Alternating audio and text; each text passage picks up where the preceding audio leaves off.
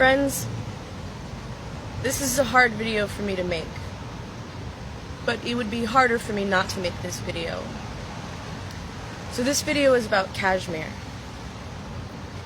Many of you know that I've traveled all around the world. In the past 5 years, I've been to India, I've been to Thailand, I've been to Indonesia, and along my travels, I got to visit a very magical place called Kashmir in the northern tip of India. This is a very complex and disputed situation with this land, and the Kashmiri people have suffered. And especially in the most recent news, as of today, there's been a curfew imposed for a week.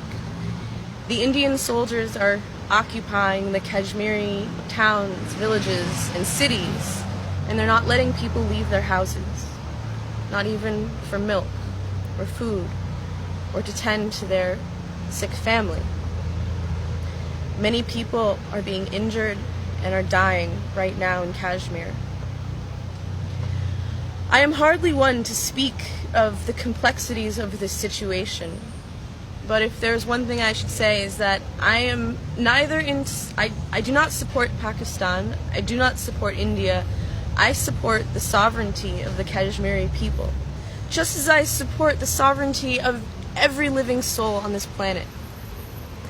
So, I stand in support of the Kashmiri people, and I ask my friends to say a prayer for the people in Kashmir who are suffering. They're suffering a grave injustice. We may be divided by religion, by the color of our skin, by the language that we speak, or the political ideas that we hold. And yet what binds us is our humanity and our desire to have our children grow healthy, strong, in peace. So my request to my viewers, if you've watched this far, thank you so much. I ask that you please just say a prayer for the Kashmiri people. Light a candle and put out a prayer to them that they know peace, that they find serenity, that they find a resolution to this conflict that has plagued them since 1947, when they were promised sovereignty, and that they have been denied since then. So, my love goes out to the Kashmiri people. I support you. I support your struggle. I do not support Pakistan. I do not support India. I support the Kashmiri people in their right to self-determination.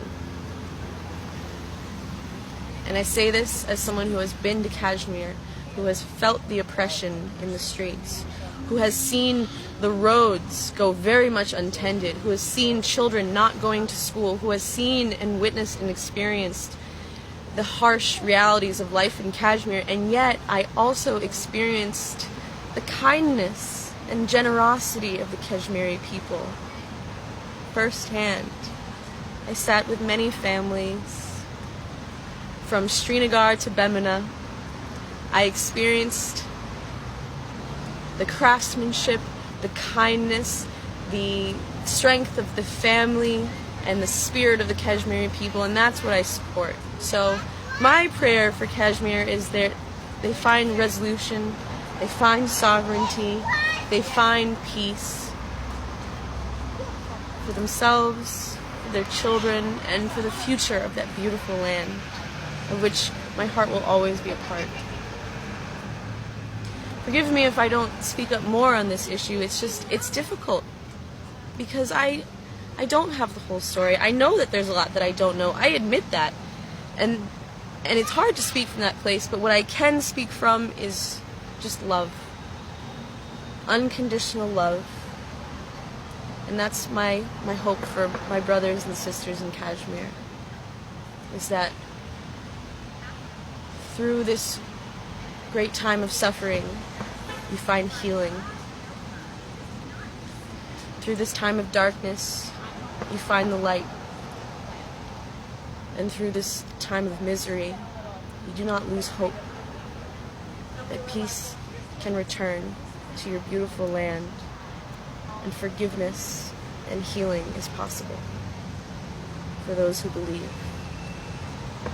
My love to you, my friends all around the world, and please pay attention, my friends, to the news of what's happening in Kashmir, and when you read and hear anything, just remember that I asked you to say a prayer for our friends in Kashmir.